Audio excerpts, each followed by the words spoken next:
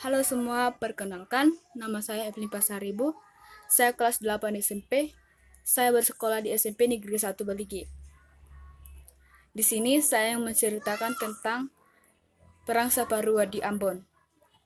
Indonesia merupakan surganya rempah-rempah. Maka dari itu banyak negara-negara asing yang ingin menguasai Indonesia. Namun bangsa Indonesia tetap mempertahankan negara kesatuan Indonesia dengan melakukan beberapa perlawanan. Salah satu perlawanan besar di Indonesia bagian timur adalah Perang Saparua di Ambon. Dalam sejarahnya, Perang Saparua di Ambon berawal pada abad ke-19.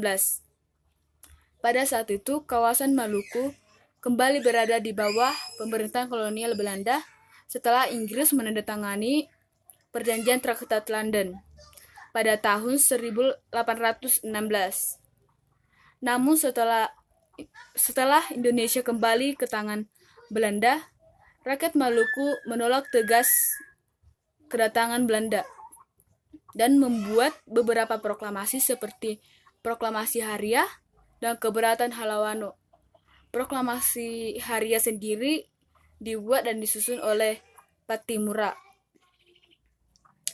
Setelah itu, rakyat pun mulai melakukan perlawanan yang meluas ke berbagai daerah di Maluku, seperti di Ambon, Saram, dan Hitu, dengan pusat perlawanan di Pulau Saparua.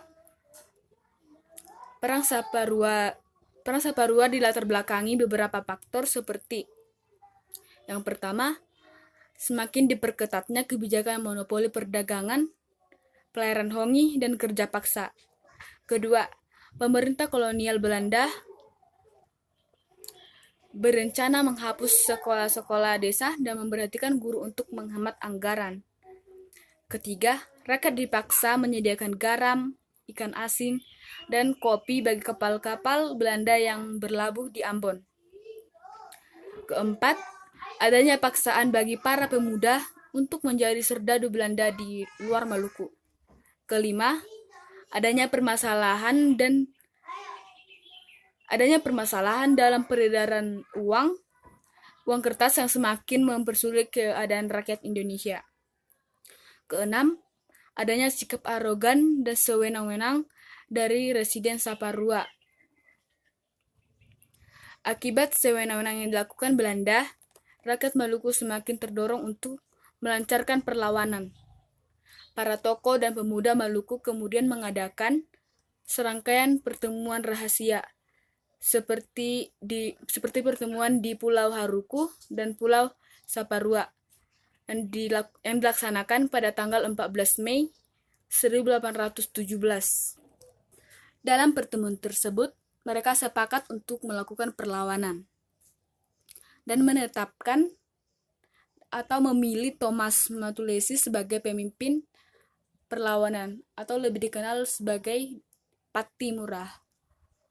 Patimura lahir pada 8 Juni 1883 di Desa Haria, di Pulau Saparua, Maluku. Selain itu, terdapat tokoh-tokoh lain yang berjasa besar dalam Perang Saparua, yaitu Anthony Ribuk, Thomas Patiwai, Lukas Latumahina, Said Pairintah, Ulu Paha, dan turut pula pahlawan wanita yaitu Christina Marta Tiahahu, yang merupakan putri tunggal dari Paulus Tiahahu, teman dari Kapten Patimura sendiri, yang lahir pada 4 Januari 1800. Perlawanan dimulai dengan menghancurkan kapal-kapal Belanda di pelabuhan. Setelah itu, para pejuang Maluku menuju benteng Drustade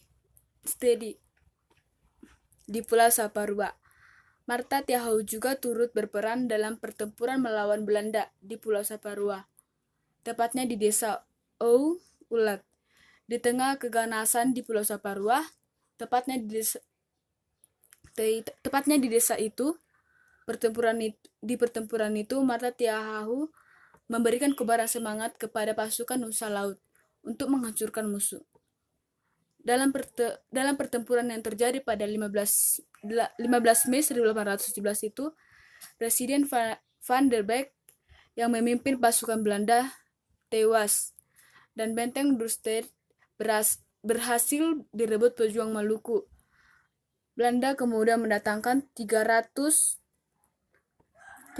pasukan dari Ambon yang dipimpin oleh Mayor Bijaz, akan tetapi bantuan itu kembali dilumpuhkan oleh para pejuang yang dipimpin oleh Pattimura. Bahkan Mayor Bijaz tewas dalam pertempuran. Kemenangan ini semakin meningkatkan semangat para pejuang dan perlawanan semakin meluas di Maluku. Di Saparua, perang terus berlanjut hingga Agustus 1817 dan Belanda terus mendatangkan bantuan. Setelah salah satunya bantuan sekitar 1.500 pasukan dari Ternate dan Tidore. Dengan adanya bantuan itu, Pattimura mulai terkepung sehingga harus mengganti strategi dengan melakukan gerilya.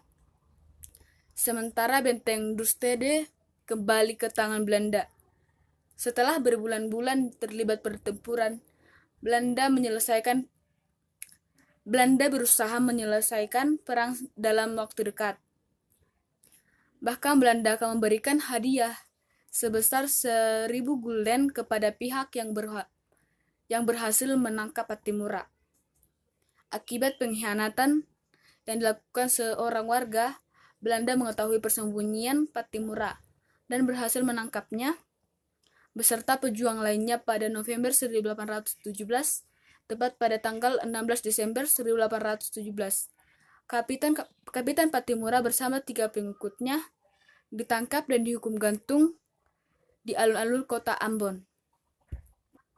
Dan Paulus Tiahahu sendiri, ayah dari Christina Martha Tiahahu, ditangkap dan divonis hukum mati, sedangkan Martha hanya mendapatkan hukuman buangan ke Pulau Jawa sebagai pekerja rodi. Rasa sedih Martha Tiahahu semakin